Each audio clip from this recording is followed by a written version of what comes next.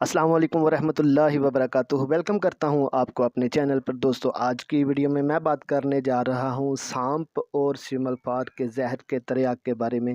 دوستو ویسے تو عام طور پہ ہمارے یہاں سانپ والا جو معاملہ ہوتا ہے وہ بہت ہی کم ہوتا ہے، بلکہ ہوتا ہی نہیں،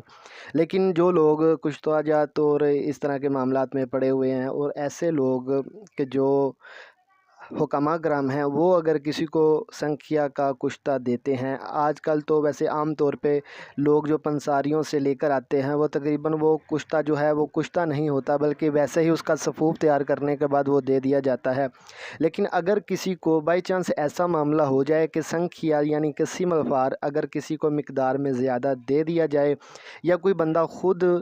احتیاط تو کرتا ہے لیکن پھر بھی انجانے میں اس کی مقدار زیادہ ہو جائے، یا اس کا معدہ یا کسی چیز کی وجہ سے اس کو اس کے سائیڈ افیکٹ نظر آنا شروع ہو جائیں، تو پھر اس کے بارے میں ایک چھوٹا سا نسخہ میں آپ کو بتانے جا رہا ہوں۔ اگر مسئلہ ہو تو آپ یہ استعمال کریں، انشاءاللہ اس سے آپ کا مسئلہ حل ہو جائے گا۔ آپ نے کرنا یہ ہے دوستو کہ آپ نے چھلکا ریٹھا لے لینا 50 گرام، اور کافور لے لینا اپنے 10 گرام، عرق گلاب لے لینا آپ نے وہ تھوڑا سا ڈال کر ان دونوں چیزوں کو اس میں اچھے طریقے سے کھرل کرنے، اور یہ جب گولی باندھنے کے قابل ہو جائے تو آپ نے جو ہے نا سیاہ مرچ کالی مرچ کے برابر اس کی گولی باندھ لینی ہے، ٹھیک ہے۔ جب آپ اس کی گولی باندھیں گے، گولی باندھنے کے بعد آپ نے اس کو خشک کر لینا، رکھ لینا ہے۔ تو جب